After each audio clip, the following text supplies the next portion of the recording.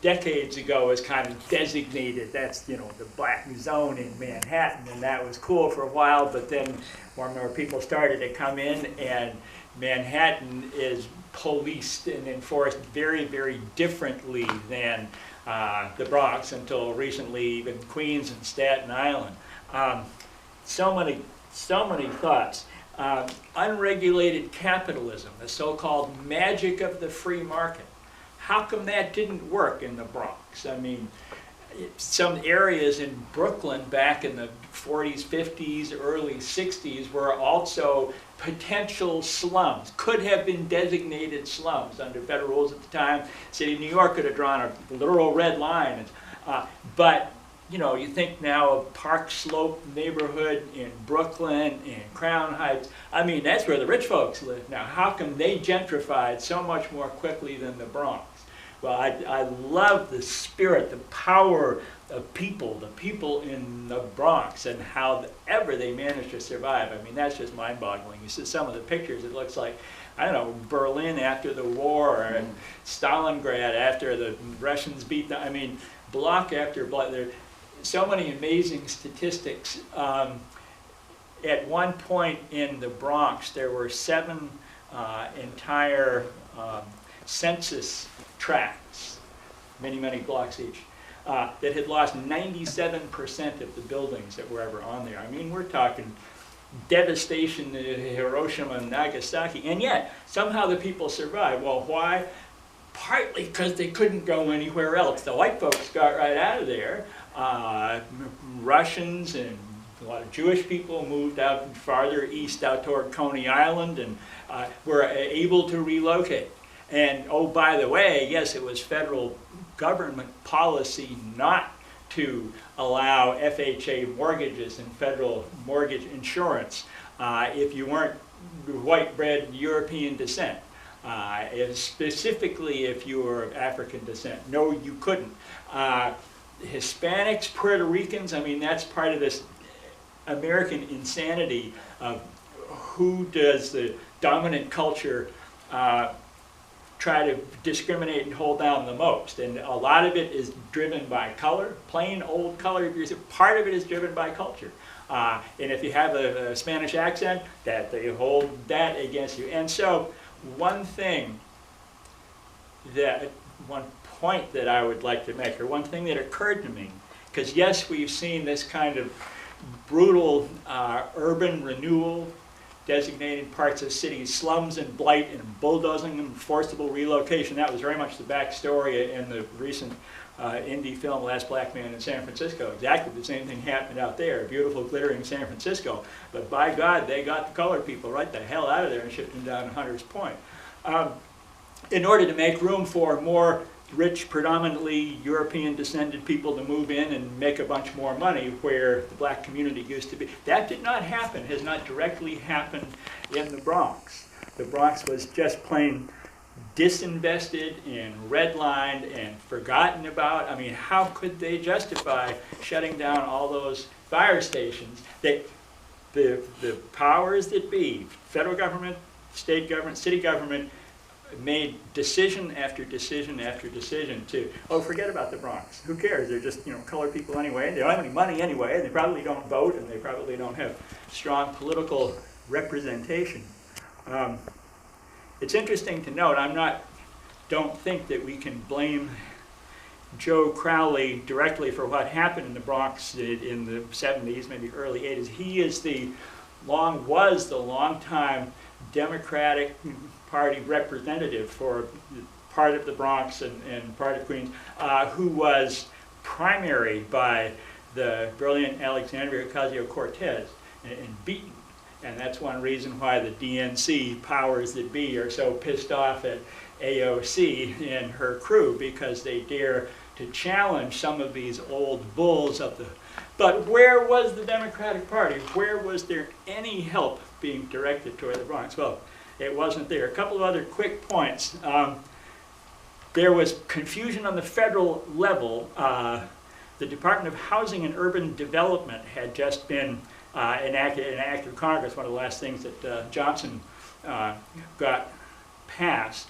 But there was an overlap between that and the long-time existing Department of Health, Education, and Welfare, HEW, who used to do urban stuff and housing and welfare and all that kind. And so it was unsure who was in charge. Interestingly, Mitt Romney's father, George, was the HEW secretary under Nixon. But then, as things are starting to go south in the Nixon administration, Nixon and some of his advisors, no doubt including the god-awful Daniel Patrick Moynihan, made a deliberate decision to suspend all federal housing programs. Period, full stop. We ain't going to put another dime out. They claimed, oh, we need to study it and we'll have focus groups and figure out how to do it better. And they never did a thing during the 70s. Slowly a system evolved. You probably heard of tax loss farming, where a bunch of rich investors get together, buy some farmland, hire a foreman, pay him a bunch of money to make sure he operates a business at a loss, so that the investors can share part of this. They're buying a tax shelter. Well, that's the only way that the federal government induced the development of any kind of meaningful affordable housing until 1986. This amazing tax act that Tip O'Neill and Ronald Reagan figured out how to do. And one of the results of that, they did away with a 3-martini lunch, but they also created the Long-Term Housing Tax Credit Program, which then for the next couple of decades was the big engine of federal support, direct monetary support to build and maintain good quality affordable housing and keep it affordable. It was a great program. It was run by the IRS, not HUD, and so very few people played games with it. But then came more recently the great tax giveaway a year, 18 months or so ago, to the corporations, which completely undercut this multi-billion-dollar industrial juggernaut that had built up for the housing tax credit program, because all of a sudden big profitable corporations no longer need or are looking for tax shelters as they were just. And so at this point you might as well say we're back to the days of the bad old days of Nixon just before Watergate, when the federal government just kind of throwing up their hands, oh, we really can't do anything about it. And so it's wonderful that at least in New York City there are cooperatives. New York has some of the most progressive laws enabling and encouraging the formation of co-ops. And people can actually do that. Yes, you still have to go out tin cup in hand and do fundraising. I mean, most of them start out as nonprofits. But you can do it. And it's a wonderful thing. I wish there were more co-ops. I think it's a wonderful model of housing. Surely going forward in this country, we can no longer afford the happy fantasy of single-family detached housing, each with a white picket fence. And I mean, that was fantasy 100 years ago. It's a nightmare now. Nobody can afford it. And so we're all going to be living in multifamily housing before too long. And we need to figure out how to do it. And we so need to get back to a sense of community and sharing and working together and shared values. I mean, it's such a simple but profound thing that people work on their own building and build their own housing and own it and take pride in it. It's just wonderful. So, great film. Wow, wow, wow, wow. How did those people survive? I don't know. Yeah, I'm glad to hear you talk about the co-ops, because I'm watching those people and I'm thinking, they're going to come after them. They're going to shut that kind of organization down. Well, I hope that doesn't happen. I mean, the other flip side of that is that they mentioned the gentrification that's already happening now in the Bronx. And when you look at real estate values, the housing costs in Manhattan, and as long as it's a big bustling city before the next great recession hits, there's going to be more and more relentless pressure on housing everywhere. And geez, Bronx is just right across the river. Why not live in the Bronx? Well, for a long time, I will say, my own personal opinion, that a lot of wealthy Manhattan business people and their wives and girlfriends and mistresses and even children, if they have them, are scared to live in the Bronx because there are too many people of color there. White America still has a really deep fear, and so that's playing out. It's being pushed back a little bit with just the promise of money from gentrification. I mean, so I hope it's not the case that money will end up displacing the people in the Bronx.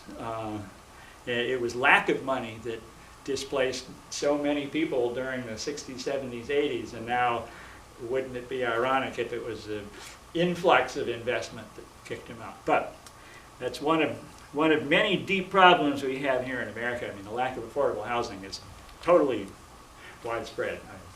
Our president is complaining about how many homeless people there are. Well, why do you think there are homeless people? Maybe we have a housing problem. So, good for the Bronx. Wow, wow, wow. Random thought department, and then I'll shut up because we need to let people come in here and get set up and all of that. As regards arson and the fire aspect of it, arson is actually, according to fire people that I've talked with, because we had an arsonist in my neighborhood in Little Northwood, New Hampshire a couple of years ago, and that people got together and, to figure out what to do about it. It's very, very difficult frequently to prove arson because why? Because there's a big fire and all the evidence is burned up. And then after the fire gets called in, even if you set the fire and you were dumb enough to leave tracks in the snow or whatever, all of a sudden the fire department is there and their trucks is zipping all around and fire hoses and 1,000 people. And so once again, any shred of evidence. And so the professionals who investigate these things tell me that it's really, really difficult to prove. And so arson is a really easy thing to do if you want to do it. And yes, indeed, all kinds of money was being made during the wave of arson fires. Not every building still had insurance on it. It depended, I'm told, a little bit on whether or not the city of New York had already filed a tax lien on the building.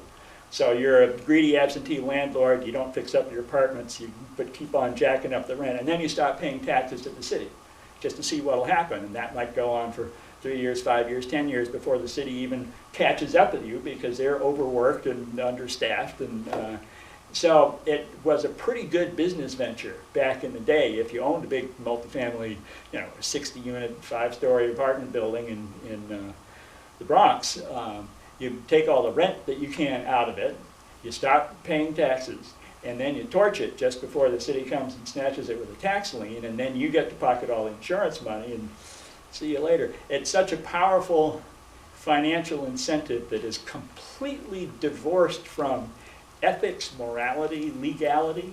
I mean, what is it that causes people under our system of unregulated capitalism to do stuff like that? Well, it's follow the money. It's really that simple in many ways. So it'll be interesting to see how the Bronx develops and continues to evolve. I hope that people can stay there. Where are the working people in New York City, the people who actually, the school teachers and garbage collectors and cops and firemen, where are they going to live if not in the Bronx? Everything else is so priced that pretty soon New York is going to be even more like apartheid South Africa, where the working people, there were no black faces in Johannesburg after dark back then because everybody had to leave and then come back in. Well, it's almost like that in the Bay Area right now. Working people cannot afford to live anywhere in the Bay Area, and so they commute hours and hours and hours just to get to some underpaid job. I hope that we can come to our senses as a society one of these years, but I'm not convinced that that will happen. It usually doesn't because the people that make the decisions aren't the ones commuting for hours and hours, so they don't see it. That's exactly right. And there's just willful blindness, and people don't want to hear. People in City Hall don't want to hear. People in Washington, D.C. don't want to deal with the real issue. I mean, look at HUD right now. I think, Dr. Ben Carson was a gifted brain surgeon. I wish he'd stuck with that because he knows, and more than that, cares nothing about the effects of real people and real people's lives. I loved all of the family stories and the sense of community and the people who were part of the film because it made it so real and so powerful. It wasn't just about rich outside, nameless, faceless financial forces. There are actually real people living there, and that's such an important part of the story. But those people are very largely not seen by the decision makers, certainly not by the folks in DC, except for the AOC and a handful of others who actually know what's going on. It's way too easy for we who live in some degree of privilege to not even deal with that, not even think about It's sometimes described as one element of white privilege, that you don't have to think about how bad it is for those people over there if you don't want to, because, well, they're just those people over there, and I'm going to go on them. It's a complex set of issues, but I love the film. I love the intersection of the housing policy and money and insurance and the firemen and the people. I hope that people are triumphant. They damn well deserve to be. I think the moment that convinced me how much I loved this movie was her talking to the fireman, and he just says, well, there was so much, we just stopped recording it, you know. Mm-hmm. Crazy. Stop recording it. Yeah. That's Yeah, it's crazy. just astounding statistics. 4,000 fires in one night in July of 1977, just in the Bronx. How could this possibly be? And yet it was. Yeah, a lot of people were overwhelmed. I mean, some of the people might have meant well. I don't know. I feel bad for the firemen, especially when fire stations were closing. They must have been just so massively overwhelmed. I mean, they must suffer from PTSD and sore lower back and everything else. The police in New York have been problematic for a very long time. I know that stop and frisk was thought to be wildly successful for a while, and of course it was used mostly to keep young people of color out of downtown Manhattan. And it spread out from there in concentric circles, and you can see the arrest records, and the numbers are just staggering, how many hundreds of thousands of people got caught up in that. But that was all about controlling the people and maintaining these lines of separation between a safe community and community where those other people lived. And it's probably no surprise that the Central Park 5, I guess they call them, I mean, they were so easily demonized as being super predators. We had already completely otherized them. We as a broad American society were already predisposed to think of urban violence. You know, urban is already, I mean, it's a code word for black or of color. If you talk about urban problems or urban solutions, and so